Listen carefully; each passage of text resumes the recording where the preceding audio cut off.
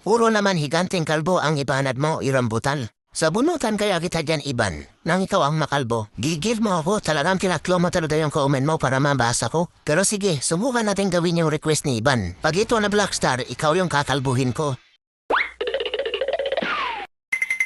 At ito lang nga yung request ni Iban at dito ko nga ginawa sa first round ng Clan War League. At dito nga kung makikita nyo, lugi kami sa taas dahil mga Teach 14 lang yung mga ko at sa kalaban ay mga Teach 16. Pero kahit pa paano, nakakasabay naman tayo at lamang nga kami dito sa first round. Pero pwede kami matalo dahil sa request ni Iban. Higanteng kalbo ba naman yung gusto niya mapanood? Pero sige, pagbigyan natin yung gusto ni Iban. Kaya nag-prepare na nga ako dito ng mga gagamitin kong higante. Yun nga lang ay hindi napalbo dahil mga bagong riban. Kaya ito, nagsalang na nga ako dito ng 23 na mga higante na bagong riban at 6 na bungo na nakasakay sa tae. Pati yung reinforcement na ginamit ko dito ay puro mga higante na bagong riban. Kaya Iban, pag ito na Blackstar, ikaw talaga yung kakalbuhin ko. At ito na ngayon defense ni Bulat na tagalipak. Dehado nga ako dito dahil TH 12 lang yung akan ko at kay Bulat ay TH 13 na at mayroon pa nga siyang mga scatter shot. Pero sige, tingnan natin kung saan naabutin yung request ni Iban. Ang plano ko dito, hagisan ko ng tae ni Tatang yung Multi Inferno Tower. Kaya ginamitan ko na muna ng Imbispell yung ibang defense para kasama na sa matanggal kaagad yung Glen Castle para hindi nalalabas yung mga bantay ni Bulat. Kaso ganito yung nangyari. Pahamak na higante yan, pinalutang yung poste ng PLDC. Kaya ayun, lumabas na nga yung banday ni Bulat na puro mga super ipis. Lintik na higante yan, hindi pa naman ako nakadala ng Moriarty Gassi. Kaya agad-agad ko binabas topakin para may tutulong dito kay Tatang na sprayan ng baygon yung mga ipis. Nakaumpisa pa lang na tough pero halos tinapon ko lang din yung 6 na spell. Pero hayaan na dahil magagawa pa rin naman ang paraan. Kaya nagbaba na ako dito ng 4 na higante dahil masasalubong nila yung Hirong Yumbot. At nilapag ko naman sa may taas yung reinforcement ko na bahay ng aso. At binatasan ko na nga yung mga pader gamit yung mga bungo na nakasakay sa tae para makapasok yung mga higanteng paong riban si Tatang at si Topake na Queen papunta dito sa may Eagle. At yung ibang grupo naman na mga higante kasama yung Abloy na BK, papasok naman sila dito papunta sa may Scatter Shot at Single Inferno Tower.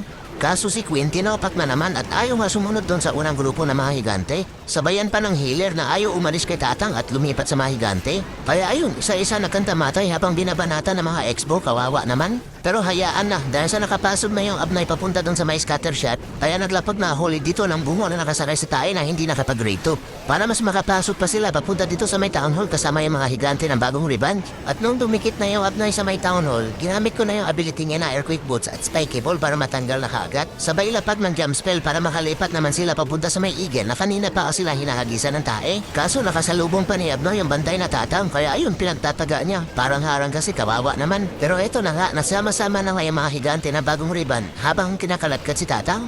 Naaawa na ako kay Tatang kaya ayun, munti ko pa nga mind battle. Buti na lang hindi ko napindot yung okay pati ako nagulat. Nakakagulat naman kasi yung mga itsura ng mga higante, mga bagong riban pero mga mukhang boksidor naman. Kaya ayan, isa-isa na nga nila pinagsusuntok yung mga naiwang defense dito sa base ni Bulat. Okay din pala yung request ni Iban. Higante na, mga boksidor pa. Pero pahamak talaga yung isang higante kanina. Napunta tuloy sa poste ng PLDC yung bulalakaw ni Tatang. Buti na lang nagawan pa rin ang paraan. Kaya na-3-star ko nga yung defense dito ni Bulat. Kaya Iban, nakaligtas ka sa unang banat dahil hindi ikaw yung makakalbo. Pero baka tsamba lang, kaya lumipat naman ako dito sa isa ko pangakaw na Tage 13. At ganun pa rin nga yung gagamitin ko, puro mga higante. Kaya nagsalang na nga ako lead dito ng 24 higante na bagong riban at 7 kirasong bungo na nakasaray sa tae. At ganun pa rin pati sa reinforcement, puro higante na bagong riban. Kaya masusubukan natin ulit kung hindi ba makakalbo si Iban. At ito na nga yung defense ni Easy. Mukhang hindi tayo makaka-easy dito dahil yung gamit puro higante na bagong riban. Kaya inisip ko na lang na hagisan na lang ulit ng tae yung mismong town hall ni Easy. Kaya inunahan ko na kaagad lapagan ng mga spell na lindol. Sabay gamit ng mga MB spell sa mga ibang defense. Kaya ito na mula lahaw ni Tatang, saluhin mo Easy. Ayun, sa bunbunan, pati yung bantay na Yumbot at bantay na Queen, tinamaan din ng tae ni Tatang. Parang harang kasi kaya ayan, nadamay tuloy. Masaya na sana, kaso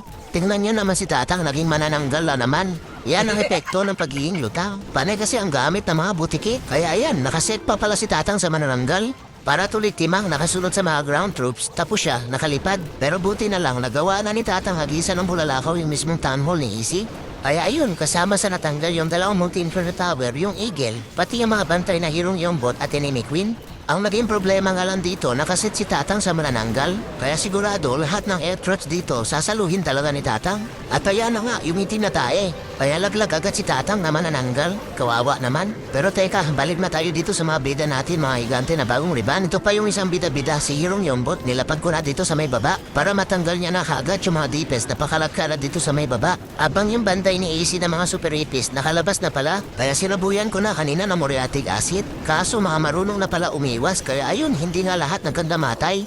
At ito nga, tuwang-tuwa nga sila sa kakahagis ng tae sa mga higante na bagong riban. Pero buti na lang, nakapasok na sa loob yung bida-bida na Hirong Yombot. Kaya ayun, inisa-isa niya apitikin yung mga itlog ng mga super apis. Habang yung mga grupo na mga higante kasama si Tupakin, inubos na rin yung mga ibang defense. At dahil malapit na ma-time fail, dahil meron pang 1 minuto at kalahati natitira sa oras, nilapag ko na yung mga natitirang higante dito sa may baba para matanggal na kagad yung mga ibang buildings sa pakalat-kalat dito sa may baba. Mahirap na baka ma-time fail pa dahil meron pa nga 1 minuto na iwan sa oras. Pero buti na lang mga boxidor kahit na bagong riban. Kaya ayun, natanggal na nga yung mga buildings na naiwan at nagawa ko na matrista rin defense ni Easy. Kaya ang nangyari, kami pa rin yung nanalo sa first round kahit adihado kami sa taas. At kay Iban, salamat sa request mo. Pero sa sunod, ikaw na lang gumamit nito. Dahil baka ako pa yung makalbo sa stress dahil sa mga request mo.